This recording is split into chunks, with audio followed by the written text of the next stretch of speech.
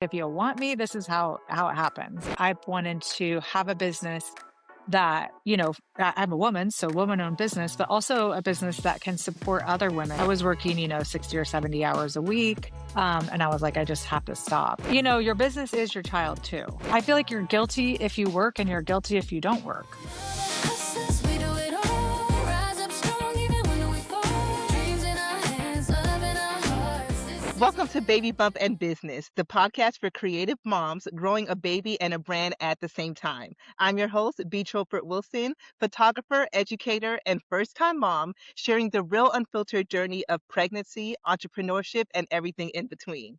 Each week, I'll be joined by a fellow creative mom to talk about the beauty, the burnout, and the balance of it all. So let's get into it. Yes. Today's guest is Kia Bondurant, a full-time portrait photographer for the past 30 years, a mother of four children, and a pastor's wife.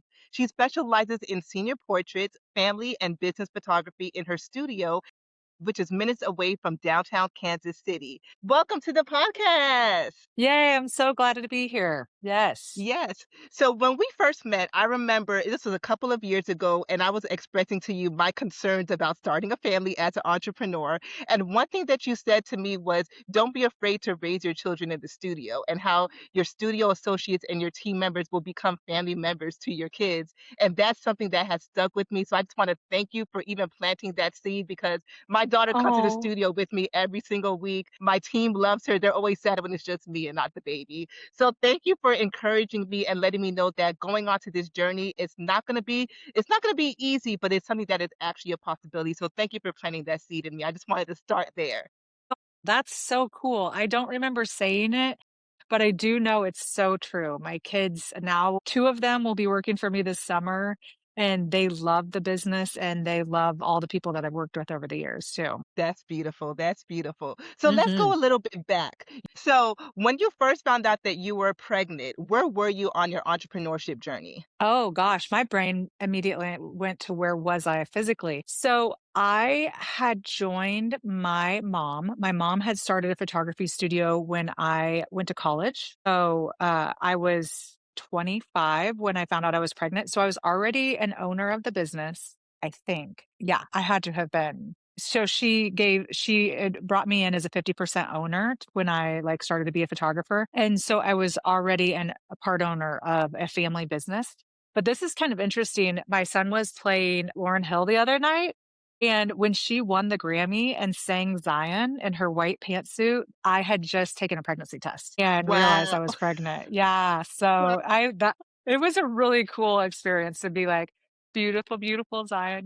So, anyway, yeah. Beautiful. So Yeah. being a part-time owner, so once you found out you were pregnant, what was Yeah. your mind state like in terms of planning for maternity leave, or even just planning what this new journey is going to look like? Well, I think kind of similar to what I understand your business is I'm not the only photographer. And so I had been married for 5 years already, and I had been trying to get pregnant for 9 months. So when they figured out that I was pregnant, I was actually talking to one of the employees on the phone, and I was like, I'm just not feeling great today.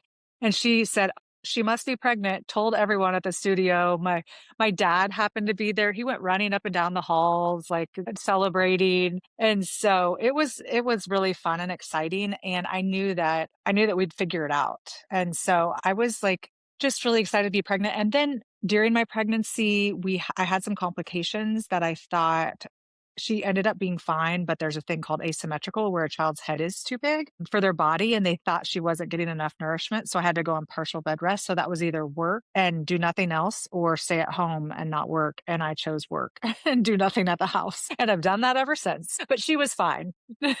Beautiful, beautiful.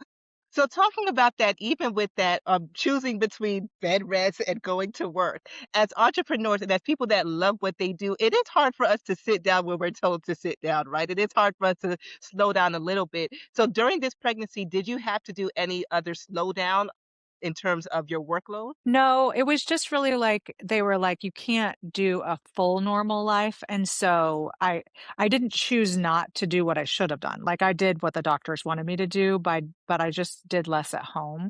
Because we were like digging flower beds, a new couple with a new house and, doing all kinds of home projects too. And I was like I was like, "Oh, I'm gonna be so fit. I'm gonna be the most fit pregnant mom ever." So I was like walking and working out and eating carefully. And they were like, "You have to stop all that and just give your baby all the nourishment your baby needs." So yeah, so I did all of that, but I love working. I love my job. So I kept doing that for sure. Perfect, perfect. So once you had your daughter, did you take any time off? Yes, I know I did. I don't remember it that much. I know I never took off more than like 6 weeks, 4 to 6 weeks probably. But also, when she was born, it was 25 years ago, 26 years ago.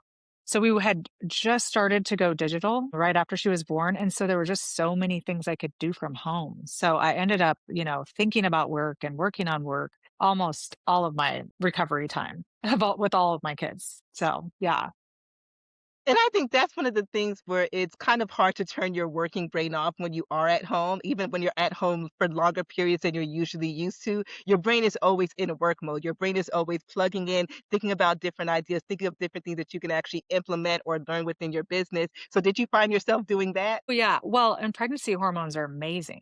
Like you can get so much work done. And so that's one of the reasons I think had 4 kids is I was like, this is awesome. I love the pregnant, like I wasn't, I had anemia. And so I was iron deficient and tired with some of my pregnancies, but I still loved that like boost of energy. And I mean, you're creating some with your body, but your mind starts doing that too. So I loved that part. So Did you I said answer? that was, yeah, so that was your motivation to have more. Yeah, I loved creating people and how interesting and cute they were. But no, we had already always planned for 3 or 4. I had 3 in my family, and then my husband was, like, 5 years younger than his sister, and he was always lonely. So he was like, "I just wanna have a lot of kids because I want them to have people to play with." That's beautiful. That's a good way to Yeah. think about it. Yeah, yeah, I'm over here it like, I worked. wanna have just one be one and done, and my husband's like, "No," and I'm like, "Okay, we'll see." They're a lot more work if there's just one of them. So if they have someone else to play with, then they entertain each other, they help each other, they teach each other. So just a thought. That's a lot of the feedback that I've been getting. Yes, yes, yeah, for sure. So going into deciding to keep on growing your family, were there any things that you had to implement within your business to make it continue to run smoothly while you're growing your family at that time? For sure. Yeah. So we were at that time, it was a family business. My mom and I were the photographers. And off and on, we had up to like 12 to 14 employees. It was a boutique business, but high volume still. And so we had lots of employees all the way through. So I always had nannies and babysitters, and we put a room in the studio that was for my kids because I nursed. And so I would like sometimes I had a nanny that would, be at the house, and then I would go to work and do my first shoot. Then she'd bring the kids and I would nurse between sessions. I was a I know this might be TMI, but I was like a fire hose. So my kids would be like, go, go, go. And they were done.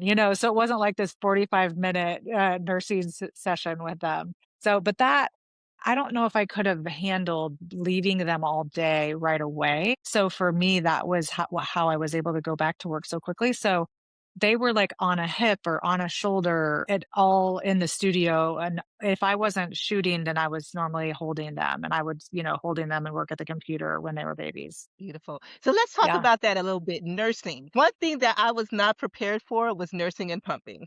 That was one thing I wish I got a little bit more feedback on because that is a whole job in and of itself. Is trying to figure out time to nurse, figuring out time to pump, especially in between sessions. Where are you storing your milk? Do you have a place to store it and all those Yeah. different things? So what was that like for you? And even mentally, it's a little draining, like because you're always on the move thinking about nursing or pumping. So what was that like for you? Well, so there's a couple of things. One, my love language is physical touch. So holding a baby in my arms was like the most relaxing thing. So I'd go do a shoot, sit down, and then as you know, nursing, you also have to relax to nurse. And so it was, I don't know, all those endorphins and the hormones. I loved it. I loved having that time to step away. And, I mean, a lot of times the clients just waited for me until I was, like we would just be like, okay, Kyle will be back in a few minutes. And then my assistant would chat with them if they were waiting. So I don't know. I'm not a very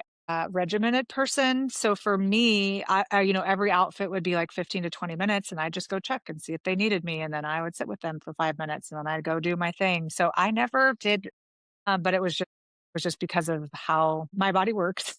so so they weren't separate from me. And I didn't travel at the time either. And we didn't book any weddings or anything that were like big events that I couldn't stop.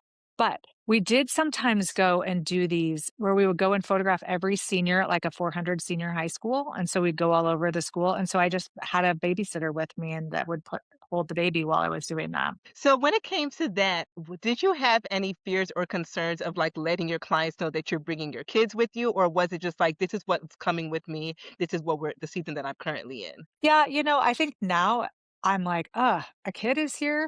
Gosh darn," like that type of thing, but it was just like, if you want me, this is how it happens, and so, I did the same thing. I was doing a ton of speaking when my first 2 were young and flying on private jets because we were one of the first people that went digital with the Capture One system, and so I just was like, "Well, I'm gonna have a 9-month-old with me or, a 6-month-old or whatever," they were always coming with me. If they were still nursing, then they came along. Mm.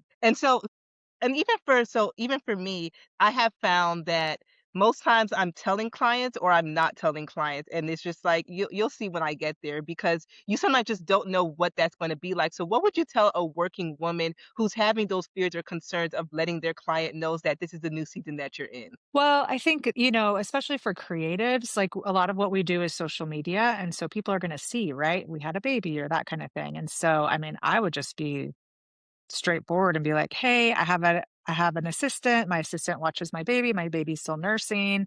It's just not going to cause an issue. This is what we do. Just leave it at that. Perfect, perfect. So I you've think it's said that now that different. you Yeah, well, I was just gonna say, I think it's different because I did very few like big jobs. I know like for you, you're working with professionals, you're working fast, that type of thing. So like if I were in your case and like traveling somewhere, I'd probably have the babysitter with the baby at like a hotel or some place that and then just go back and forth or something like that. So I wouldn't bring a baby on set probably. I right. don't know. Well, I for don't me, know what I I would do. found Jen, our studio manager, and she's one of my key assistants. She's the auntie. So whenever we're shooting, there's ever time I have to nurse, we just switch out. She'll start shooting, I nurse, and then we just switch it. And it's been actually working pretty well. Yeah. And I think that, for me all along, I've wanted to have a business that, I'm a woman, so woman owned business, but also a business that can support other women in what they're doing. So I've had other employees that have brought their babies and, if they're comfortable with that and they want to do that and we all take turns holding them. And so I think it can be really special and a great connection, but you don't want to push it on people very often. I had a retoucher for a while, a single guy, really just like quiet and shy. And we had a situation where I had to bring my youngest to work. And it was just like there was a family situation. So my mom, who was the other photographer, had to leave. And it was just, we were stuck. Like I had to go shoot. And so I would bring the baby and just lay the baby on his chest while he was retouching. And I'm like, sorry, you're gonna have to hold him. This is how we're making all of our money. And so he says now that he learned how to take care of his nephews by holding my youngest, so it was good for him. It's all a learning lesson. Yeah, perfect. Yeah, yeah, for So sure. did you experience any burnout during this process? For sure. I do remember one time my dad came to the house right after I'd had my last one, and I we had turned on like, a baby monitor was in my bedroom, and I had gone back to my bedroom, and my dad had the baby, and I was by myself, and I didn't realize the baby monitor was on. And I was just in there like, how it is when you're like emotions are just going wild. And so I just was in there just crying, like indulgently just letting it out. He was, like, calling everyone going, "I don't know what's happening, but she's just wailing and crying." So, yes, I I definitely felt overwhelmed lots of times, like, "Am I doing the right thing?" There's a lot of guilt. I don't love the word burnout, although there's this new book called Burnout, Burnout, Burnout that's about women and about women, like, working through the stress cycle, which is, like I think is, like, my gonna be my number 1 recommendation for a while, so I don't but the word burnout to me means, like, that you aren't creative or you don't have, like, ideas, and I just don't feel like that was ever anything that really happened to me. So what did you do in that season of feeling so overwhelmed? What did you have to do to rejuvenate yourself or to be able to feel more whole? Well, I mean, obviously accept help, which I was doing at the time, get help and talk about it if, there were things that I was, like this isn't working for me. There was one time that where we had like a big thing happen, a big personal thing happen. I can talk about it, but it's about my children, but it wasn't about like having a baby, but it was during that time. And I was like, I have to change everything. Like I'm working too much. I was working, 60 or 70 hours a week. And I was like, I just have to stop. So I changed things so that I only had a nanny for 2.5 days a week. And had to be home with my kids for the other 2.5 days a week. So I forced myself to be at home and be a mom and be with them because I was like, if I had the option, I would just go to work. So if I had someone to watch them, I would just work. And so I was like, I have to like parent because that's super important to me. That's beautiful. And being okay with restructuring the business to be able to fill that gap. I think that's something that it's hard for us to even consider that we can do or that we should do until the time comes, you know? And even for me now, I'm still trying to figure out what does this restructuring look like? How many days am I shooting a week? Am I doing back to back? Am I no longer doing back to back? Am I traveling? Am I not traveling as much? And I think that's something a lot of entrepreneurs we kind of struggle with is once we have this baby, which is our business first, and now we have our child, and now we have to restructure to cater to the baby or cater to the child as they continue to grow. Yeah, your business is your child too. Like it's not the same. I don't think it should be as important as your actual child, but it is something that you've created and that you have the responsibility to take care of. And so I think that balancing that is important. And just because you have a baby doesn't mean you're not going to have huge life changes in the future, when you take them to daycare or when they start into school or when they're teenagers and like after school is the only time they use any words, like for me, with older kids, I was like, I have to leave every day at 3 because or at least 3 days a week at 3 because I'm going to sit in the house. And when they get off the bus, I'm just going to let them talk to me. And so like, those are things that I've just figured out, like, what are my, non-negotiables? What are my priorities? So, and then what can I just mentally handle, right? Because I feel like you're guilty if you work and you're guilty if you don't work. Like there's not any way to like be the superwoman that society expects us to be and that social media tells us we can be. And so you just have to figure out what works for you mentally. So let's talk a little bit. You brought up the word balance. Now, Uh-huh. everyone who I've spoken to has says that there's no such thing as balance. So for you, what is your perspective on balancing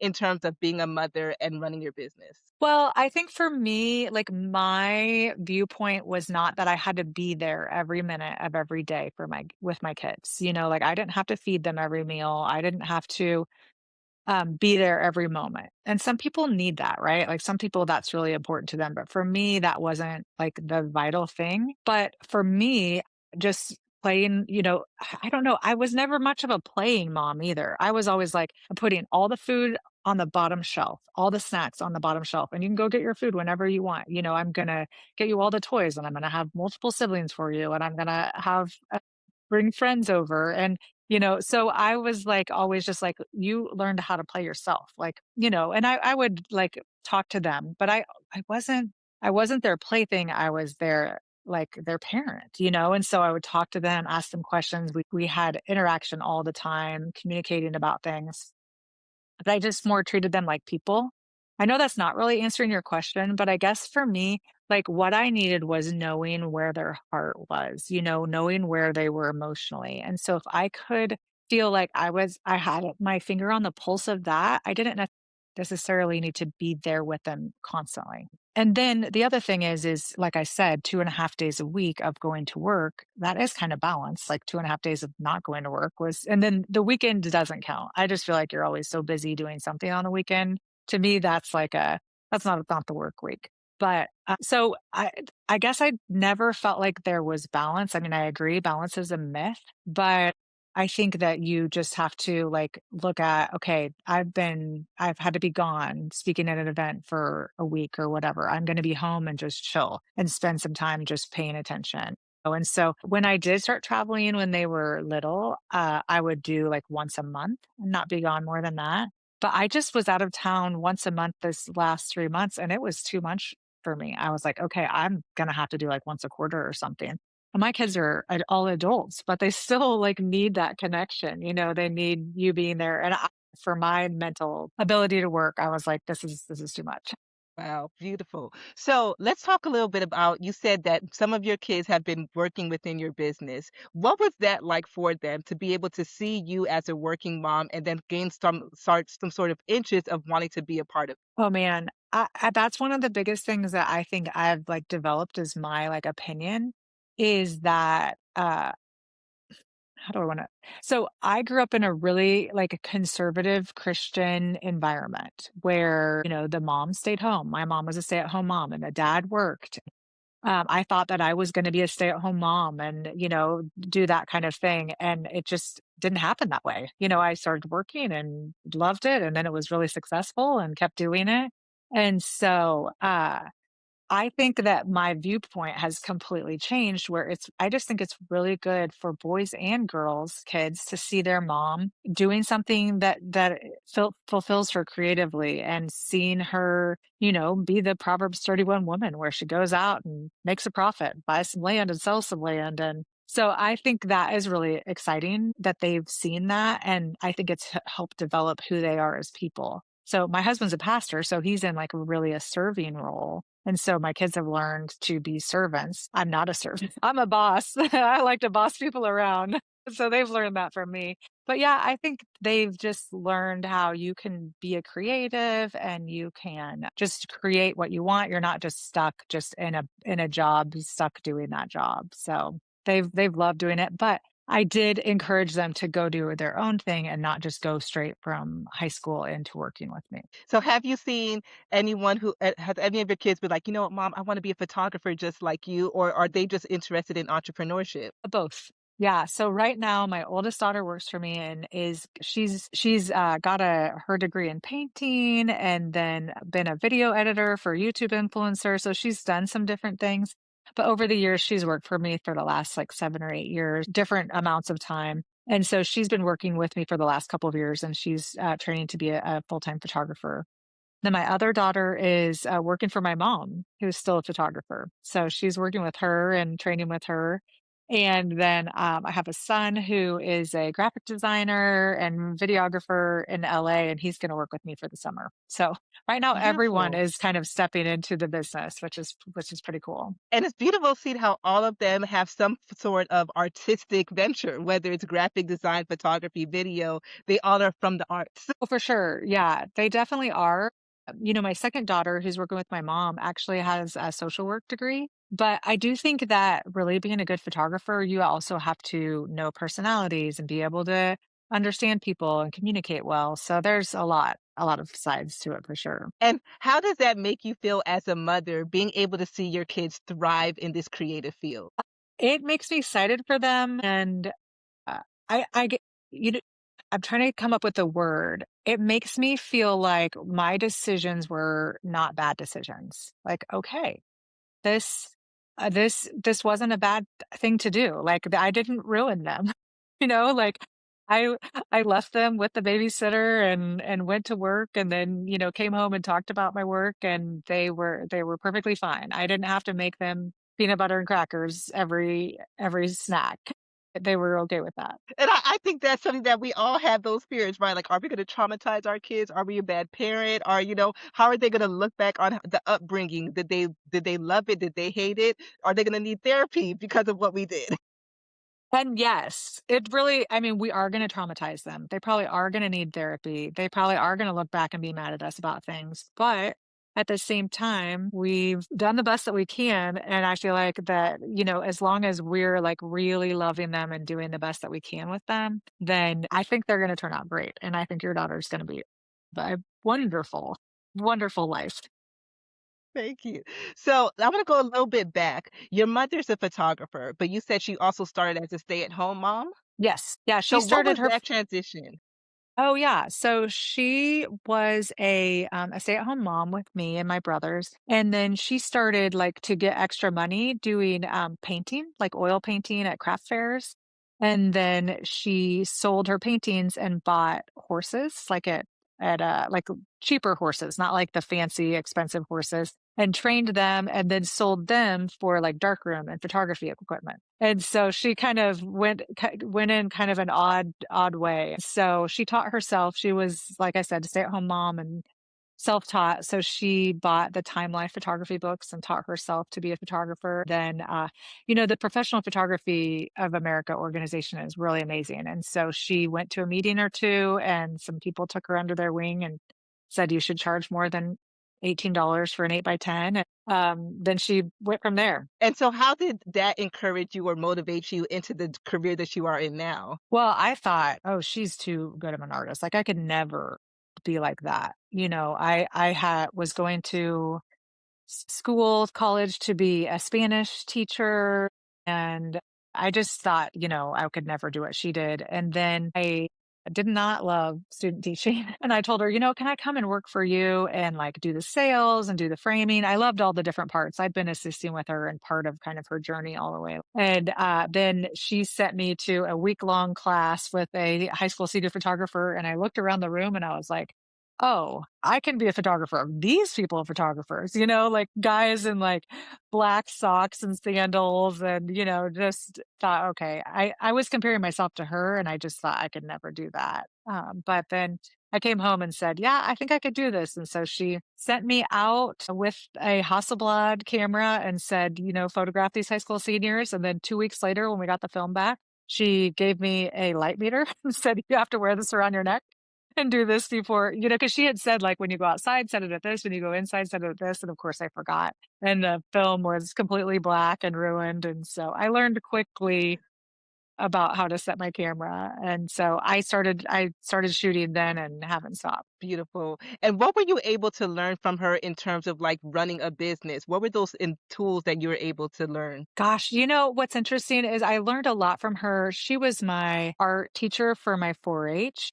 So she was always like, artists don't just think of things. It just doesn't come out of your brain. You have to copy, like Michelangelo, his people copied what he did to learn. Like that's how you become an artist. So she taught me that copying, obviously not copying and saying it's my idea, but like looking at a picture and copying that pose or looking at something and figuring out the lighting and copying that pose was okay to do. So that was something from her. I know that's not business, but that's as artist. And then as far as she would always say, the eyes are the window to the soul. And so lighting the eyes is the most important thing. So that's what we always worked on is getting light into the eyes. But as far as business goes, I think, my parents are people that have like really high integrity and really generous.